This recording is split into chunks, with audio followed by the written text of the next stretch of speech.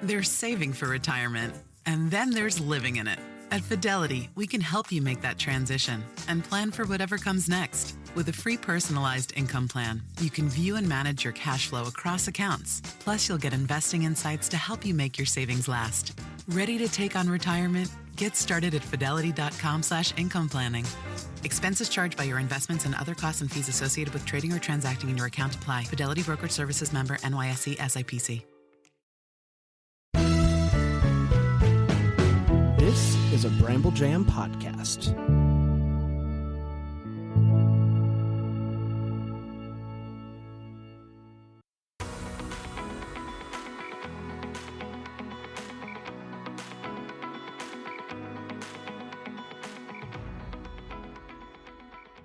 Welcome to Girls Gone Hallmark, a Hallmark Review podcast. I'm Megan, and I'm a longtime Hallmark fan. I'm Wendy. I'm a former Hallmark hater. Today, we are discussing Sugarplummed, which originally aired on the Hallmark Channel on Saturday, December 7th. We think you should be following us on Instagram. Our tagline for previous project was your best friends on the internet. I think we're bringing your best Hallmark friends energy over there. I think so, too. For sure. For sure. Hey, come join 1,000 other people in our Facebook group. And that's not an exaggeration. It's not. And I know there's people out there that are like, 1,000 people, small peanuts. But I'm very excited for it and happy that there's 1,000 people over there. Me too. Who like to talk about Hallmark stuff. Indeed. So come join us. Girls Gone Hallmark in Facebook groups. I leave a link in our show notes, which are located on our website at girlsgonehallmark.com. And also, we're going to have a ton of new content coming out over there on our website. Yes. You don't want to miss it. If you are fans of The Way Home or any of the new January flicks that are coming out. Yeah, there's a lot coming to girlsgonehallmark.com. If you want to talk Hallmark movies, let's talk Sugarplummed with a synopsis. Emily's wish for a picture-perfect Christmas comes true when a magical, optimistic movie character steps off the screen to help. But as things spiral out of control, she learns that true holiday perfection might look very different from what she imagined. Sugarplummed was written and directed by Ryan Landells. If his name sounds familiar, it's because he also wrote and directed Santa Tell Me from earlier this season. This movie marks his second project for Hallmark Channel, and I think he is one to watch. Heyo, I agree. Two very good movies this season. Janelle Parrish takes on the role of Sugarplum in this movie. This marks her sixth film for Hallmark, and fans might remember her most recently from A Haunted Wedding. Maggie Lawson stars as Emily in this movie with an impressive 63 acting credits to her name. Hallmark fans might recognize her from her last appearance in Christmas in Evergreen, Tidings of Joy, back in 2019. If you're my husband, she comes on screen and you said, "Miss McMartin, what are you doing here?" That's a 2.5 Men reference. Quite a different role. You know, somebody in our group was like, "Oh, I'm so happy to see Maggie Lawson back on our screens again." And I was like, I don't think I've ever seen her in Hallmark anything. You probably have not. But her face is familiar. I know She's in a ton of stuff. I've seen her in other things. I just can't place her. Brendan Zub takes on the role of Emily's husband, Ben. He's no stranger to Hallmark with a solid lineup of films under his belt, including the recent Hannah Swenson mystery, A Sprinkle of Deceit. You might also remember him from Christmas Comes Twice, Never Kiss a Man in a Christmas Sweater, and Aurora Teagarden Mysteries, Heist and Seek. Hey, that's a fun name. Kira LaRoe plays Nina, Emily's daughter. With 18 acting credits to her name, this marks her Hallmark debut. Outside of the network, you might recognize her from her popular shows like Firefly Lane, Riverdale, and Schmigadoon.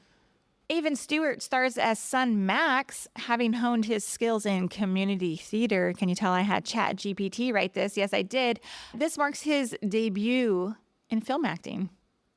Hey. We got a few fun cameos, including Victor Webster and Carlo Marx. You might also have recognized Fiona Gubelman, who recently starred in 'Tis the Season to Be Irish. I would like to point out that Carlo Marx is credited as the handsome process server on IMDb. Wasn't that funny? Yeah. What's with all the cameos in this movie? I'm here for it. And wowie zowie Webster looks so different to me. Mm-hmm. Charles Jarman plays Ben's mean boss Harrington. He has 46 acting credits and 140 stunt credits. We last saw him as Baron Sweetwater in Curious Caterer Foiled Plans. Shireen Haas plays grouchy neighbor Deborah. Shireen has 44 acting credits and has been seen in Hallmark movies like Sweeter Than Chocolate and Game, Set, Love. Let's take a quick break and come right back with our first impressions. Indiana Jones and the Great Circle is available now. Uncover one of history's greatest mysteries in a first-person single-player adventure game set between the events of Raiders of the Lost Ark and The Last Crusade. The year is 1937. Sinister forces are scouring the globe for the secret to an ancient power connected to the Great Circle, and only one person can stop them. Indiana Jones. Adventure Calls on Xbox Series X and S, Game Pass, and PC. Rated T for Teen. Copyright and trademark 2024 Lucasfilm Limited. All rights reserved. Is it just me, or is it getting really hard to figure out the best way to save for retirement? Fidelity can help you find clarity so you can save the best way for you. With a free personalized plan, goal tracking, and timely insights, you'll be set to take on retirement your way. Get started at fidelity.com/future.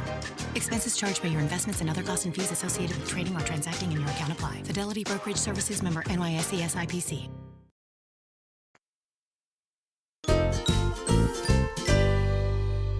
Let's hear your first impression for Sugarplummed. Well, it's always the one you least expect. This movie is hands down one of the best of the season. Is it really the one you least expect? Because when we did our first impressions, you were like, I am looking forward to this movie. And I, Megan, had no concept of what this movie was going to be about at that time. I remained unclear until actual preview started dropping. Same, but in the preview, I just remember, oh, we have two strong female leads. I'm excited to see like what is going to unfold. Yeah. But of course, because Hallmark put all its money in the Chiefs movie, I didn't know what this movie was about until maybe a few days before. Yeah. Well, I was talking about Leah's Perfect Gift in our Facebook group, and I was like, is anybody watching this? Because this movie is so good. Yeah. My first impression of Sugarplummed is Janelle Parrish is bringing the Buddy the Elf energy we needed in this 107th week of Hallmark Christmas movies. You are correct. That is such a great comparison, Megan. 100%. I have read some reviews that were like, she was too much. And I was like, get out. She was playing a character. Too much. Let's talk about what we liked. Oh my gosh. Every freaking minute of it. Well, we've had a lot of mentions like this one. Some cool opening credits with changing the channels. Oh, yeah. Wasn't that great? Loved it. So great. I was like, wait a minute. Because as I started this movie, I had quickly, just briefly saw like some chatter about it. And it was like, oh, this is very meta. This is really cool that Hallmark's poking fun of itself. And so when it started and it was like, okay, what am I watching here? Like, I very much enjoyed it. Speaking of meta, we've had some movies before, I think, where Hallmark has kind of like broken the fourth wall a little bit, made some comments about the classic Christmas movie.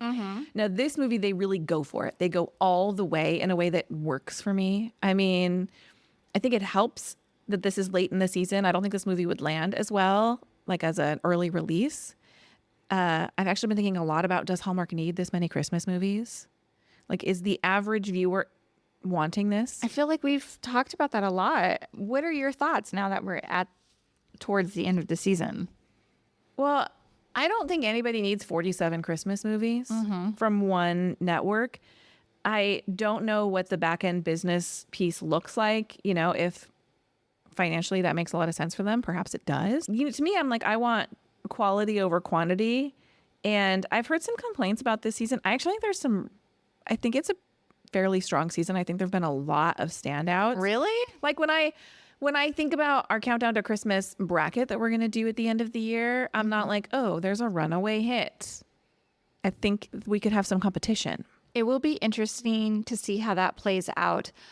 I want to go back to your thoughts on the season overall, because leading up to it, we have someone in our Facebook group who was like, this is going to be a big season for Hallmark. It's their 15th anniversary. Like, expect them to pull out all the stops. I feel like I've been underwhelmed with the movies.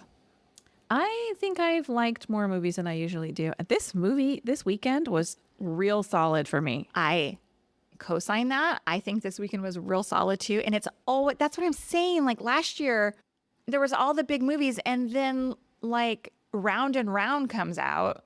Nobody expects it to be as good as it was, right? So like there's like always this like one weekend. Because I don't know if Round and Round and also Sealed with a List, I don't know if they came out in the same weekend, but they were near each other towards the end of the season. And they always turn out to be these like runaway fan favorites. I'm actually surprised Hallmark made this particular movie because they poked fun at themselves so much at it. Because of lines like, never dreamed I'd meet a big city girl who didn't turn her back on a career to be with a small town guy. I feel that Hallmark really likes to control their image. And I was just surprised that. Yeah, but I think Hallmark actually also knows exactly who they are. Sure. I agree. I'm not dogging Hallmark at all. I just was kind of surprised that they made this movie, that they okayed it. Yeah. I don't know. I think we're seeing a lot more variety in storytelling this season. I agree. Not as far as I would like to see. Yeah, to me, I'm like, I don't want Hallmark to like lean too far out of what they do. Oh, okay. That's fair. Like, I'm not looking for Hallmark to be Netflix. Sure. Now, back to quantity over quality. Netflix has put out 3 new Christmas movies this year. I think it's 3. Yeah. The Chad Michael Murray stripper movie, the Lindsay Lohan Ian Harding movie, and then Hot Frosty, right? 3 movies that I think have done really well for their network. Is Netflix considered a network? No. They're streamer. So would it benefit Hallmark to dial it back a little bit? I don't know. These are the things I think about when I'm driving around. Are they like looking at the numbers and they're like, we make so much money on the advertising for these movies that it runs our network for the rest of the year? Does the average Hallmark viewer really need 40 movies? Or are they like, I need Thursday, Friday, Saturday, Sunday movie programming? For me, this is such a busy season and time of year that we have to carve out, and I'm not even talking about work, like as a family, we have to carve out time to sit and watch a movie. But maybe my family with teenage children is not the demo. Maybe the demo is the person who is on their couch every evening after dinner watching a movie. That's the phase of life they're in. Sure. So I don't know. I don't know the answer to that. I do think we would change the way we did our Girls Gone Hallmark programming in the future. Tell me more. Well, I don't know. This may or may not be true, but I wonder if for us, we made our schedule for the year. It was a big schedule for the season. Then we kept adding things. I know. We added in Finding Mr. Christmas. We added in a number of interviews. And I think there was this frenzy of like, more is better, more is better. You got to get in on it. Is that the case? You guys, this is like a behind the scenes conversation happening between Megan and I right now. I've actually really loved, as busy as we are, as real stressed as I do feel in my life right now.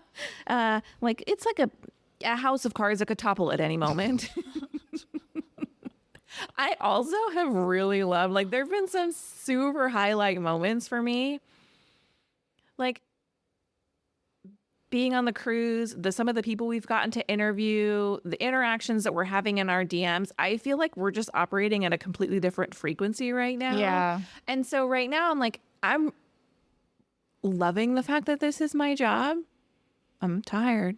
Yeah. I'm tired, Grandpa, but I don't know. So you're okay with 5 new episodes, but we don't need to do 8 episodes a week. I think 8's a lot.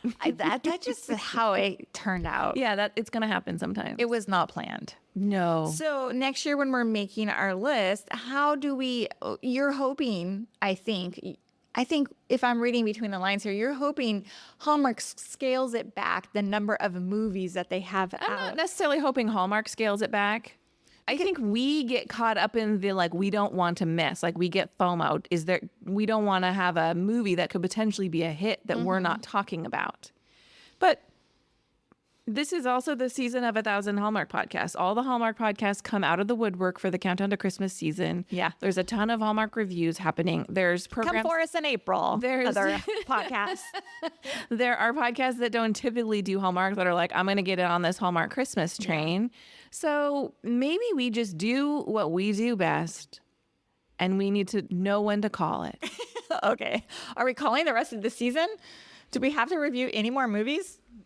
I'm not calling the rest of this. Okay. All right. See, there it is. There it is. Let's get back to Sugarplummed before people turn us off and say, stop whining. You're just making podcasts. How hard can it be? So speaking of Hallmark, obviously this entire movie is a riff on Hallmark. And in the beginning, when they've got like the Harmony Home Network and the Sugarplum contest, it's very much like the contest Hallmark runs on their website. And I liked it. Me too. Visually kind of stunning from the go, Yeah. right? Very bright. Or actually, when they're talking about the Sugarplum stuff, very bright. And then you have Emily's family, which is not dark, but it's just very neutral. I'm going to say in comparison, like, good job on whoever like figured that out. Now, can we talk about Emily? Yes. Did you feel like you were Emily? Am I Emily? I don't know. In our Facebook group, Megan compared herself to Barbara, the mom in Aaliyah's Perfect Gift. Yeah. And so I watched that movie with that nugget in my head. I'm not that bad. You're not. No. Okay. Here's what made me. Emily has this list.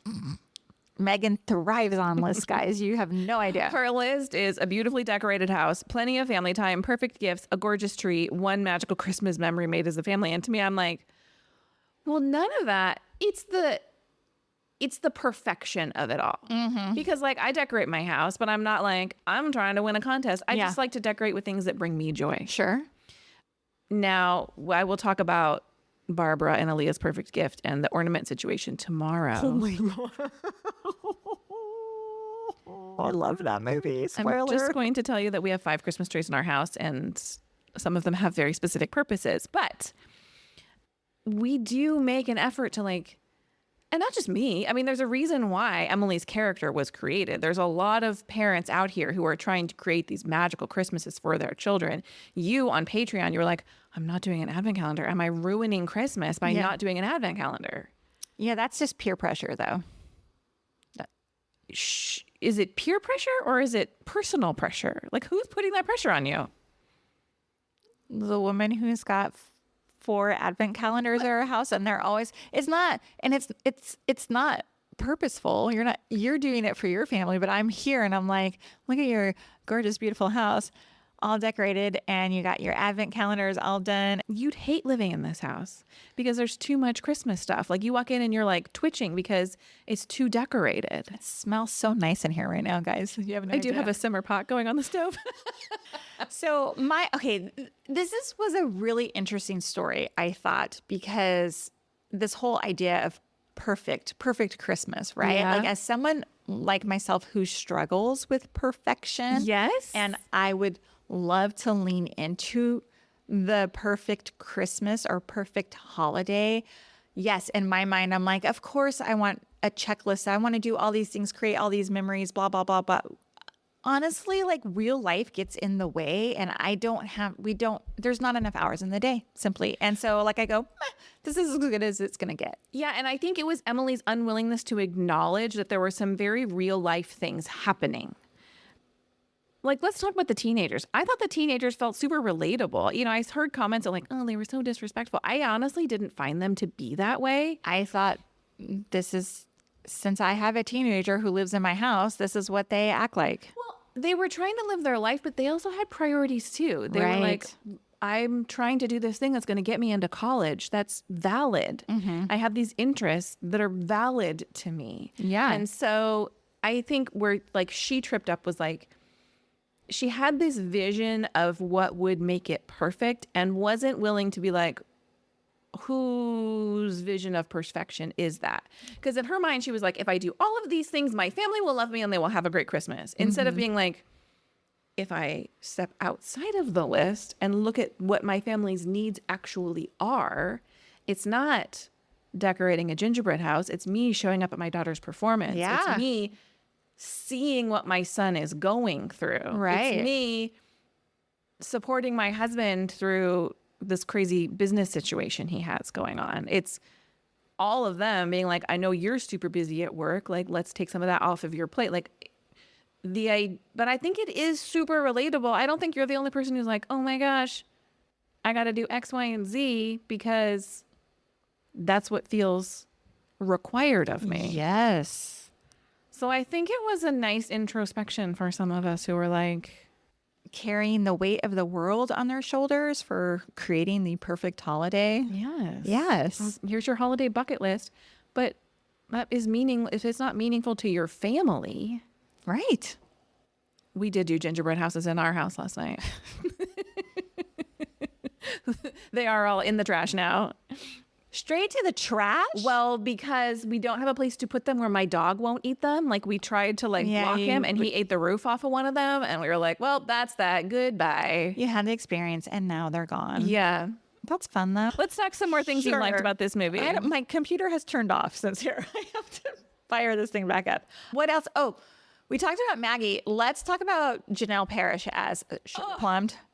I loved her in this. So good. She leaned so hard into the character. I agree. And I read some criticism that said like she was the wrong cast for this. Wrong. I disagree. I thought she was great. I thought she was perfect. If you don't know who Mona is, she played Mona in Pretty Little Liars, who was a very campy show. She was perfect for this role. And her wardrobe was so fun. It was so good. It Yeah. was so good. I agree. That one dress, it's kind of a cream neutral colored, and it was like sheer on top, but with like some like pearls or something. Yeah, Like yeah. Oh, I A-line. loved that. Good. It was so good. I thought she was an absolute delight. I thought her comedy was great in this. It just was, the two of them together was great. I'm like, do I want to see a sequel? Do I want to see a Sugarplummed where she's going to somebody else's family and helping them out? Maybe I do. Yeah. I think I do. Yeah. Yeah, she's not going to go back to Maggie Lawson's family. I know that's not her name. Emily's family again. No, but she could make a cameo. Yeah, she needs another family to help. Uh-huh. I love it. Uh-huh.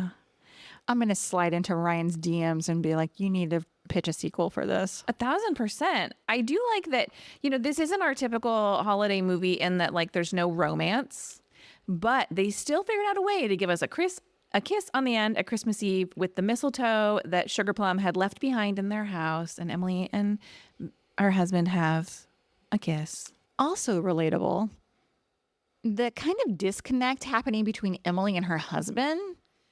Yeah, like during a busy holiday season when they're both slammed at work and they both have their kid stuff going on. Yes, I'm like, very realistic. She comes in at one point and we don't realize he has earbuds in and he's on a phone call. And she's like, what? You think I'm doing a great job out? And something in me was like, we just want to be seen. We just want to be acknowledged that we are doing all the things. He's not talking to her. I didn't catch it until actually the reveal happened. And I was like, that is so sad. Oh, I loved the line when her daughter, Nina, was like, you're trying to plan my entire life. She's like, we're not planning your entire life, just to your mid-30s. Yeah, I love that line too. We're going to talk more about that in my wishes, the relationship between she and her daughter. I had some issues with it. I'm ready to talk wishes. Yeah, let's do it. Go ahead. Well, we already talked about it a little bit, but her focus on creating this picture perfect Christmas, it just was a frustrating watch. But I think it's because I'm bringing in so much personal baggage to it. I think it's frustrating no matter who you are. I think her inability to open her eyes and see the situation she had in front of her and being so focused on this laminated sheet of paper was frustrating for everyone to watch. Okay, good. And then my only other wish is I hated that she was not supportive of what her daughter wanted to do. Like, she has a dream and she's working hard toward it. I I can't relate to parents who aren't interested in what their kids are interested in, who are like, that's not an attainable goal for you to have. Right. I also have these feelings where I'm like, you're going to lose your relationship with your daughter. Like, it seems like a forever thing when they're forced to live in your house. And then when they no longer are forced to do that and they're no longer forced to maintain a relationship with you. I know this is a movie, but like, your relationship with your kids has to adapt. Agree. Now, explain to me why the daughter got grounded. I don't remember. I don't know. What did she get grounded for? I don't know, not falling in line with what mom wanted her to I do. don't remember. I'm sorry. I don't remember exactly, but it was like she spouted off something about like, I don't have to follow your rules here much longer. And then she's like, well, until you do, you're grounded. Something like that. I was like, for what though? For what? Yeah. Anyway, those are all my wishes. It's time for Did You See That? I have none. Oh, mine are two really small ones. Excuse me. I put an entire bottle of gin in the cookies because we didn't have ginger. I've never, what? An entire bottle of gin? Like, how much ginger would you have put in that you thought you needed to replace it with that much gin? I would, yeah, I wouldn't. That scene was very funny though. Like Janelle Parrish as Sugarplummed reacting to that scene. She's like, oh, that's what that is. Yeah. Like it was very funny. No, I would have put like, a spice in instead of a ginger. Like I would have put like a cayenne pepper in or something like that. Inept? Like, what is happening? Oh, Another college, LOL, the Berkeley College application packet. No, it's a performing arts school, so maybe they still send paper applications, but no, they're all done online. There's no paper. They might send you like a brochure, but there's no paper application. yeah. That was like the Berkeley School of Music, right? Yeah, and it's funny because we had just like a couple of days ago gotten an invitation for my daughter to attend a summer program there. Fun. I mean, it's just an advertisement. $10,000 for, I think it was a 5-week program. 5 weeks. I know, first of all, I'm not ready for her to go anywhere for 5 weeks, but I was like, $10,000. Crazy. Sorry. Wow. Wowza. What did you rate Sugarplummed? I gave it 5 stars. Me too. I thought it was great. Give me a movie that doesn't fit in a box. I just love it. I love it. Thank you for listening to this episode of Girls Gone Hallmark, a Bramble Jam podcast. If you love this podcast, we do love your 5-star ratings and reviews. You can leave them in the Apple Podcast app. You can also leave ratings in many other podcast apps. So check the app you are listening in right now and give us those 5 stars. We'll see you next time. Goodbye. Bye.